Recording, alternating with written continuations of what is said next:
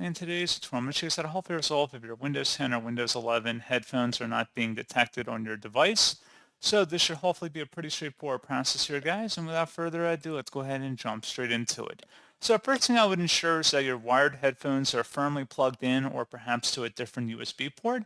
And if you're using a Bluetooth headset, I'd recommend unplugging and replugging in the Bluetooth USB plug-in. Turn it on and off if you can, and make sure your speaker settings are turned up as well. If there's a volume control option on your headset, I would recommend making sure it's turned on and turned up. So I recommend doing both of those things.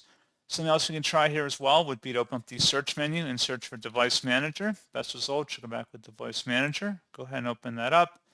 You want to select the item up at the top. This is File, and select Options.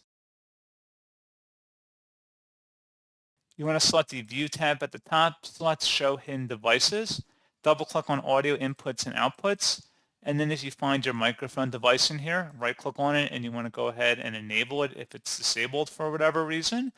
And if you do see it in here, go ahead and select Update Driver, and then browse your computer for drivers, and then select, let me pick from a list of available drivers on my computer, get the manufacturer-specific one unless there's only a generic one available, and then select Next. And once that's done, go ahead and close out of here, and I would suggest restarting your computer at this time.